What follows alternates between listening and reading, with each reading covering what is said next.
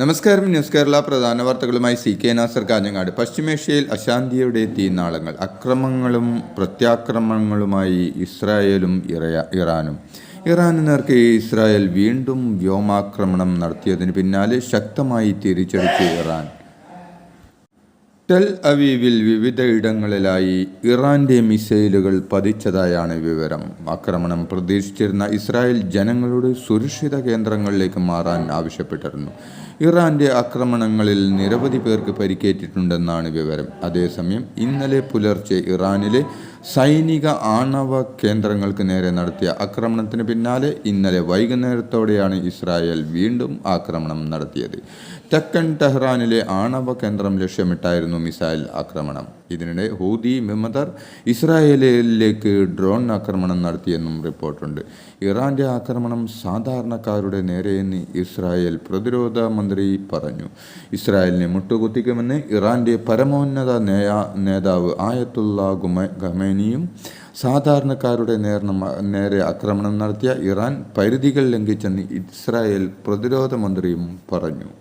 Israel ഇന്നലെ പുലർച്ചെ ഇറാനിൽ നടത്തിയ ആക്രമണത്തിൽ 78 പേർ മരിച്ചതായി ഇറാൻ ഐക്യരാഷ്ട്രസഭയെ അറിയിച്ചു.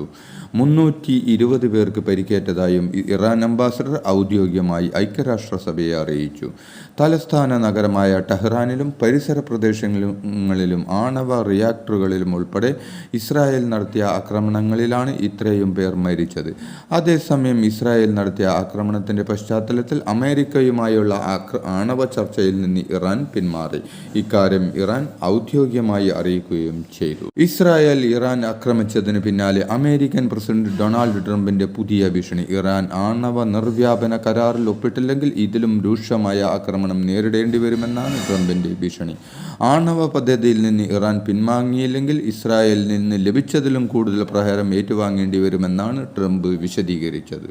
ഇറാൻ ഇസ്രായേൽ സംഘർഷം രൂക്ഷമാകുന്നതിൽ ആശങ്ക രേഖപ്പെടുത്തി ഇന്ത്യ. ഇസ്രായേൽ പ്രധാനമന്ത്രി ബെഞ്ചമിൻ നെതന്യാഹുവുമായി പ്രധാനമന്ത്രി നരേന്ദ്രമോദി ഫോണിൽ സംസാരിച്ചു.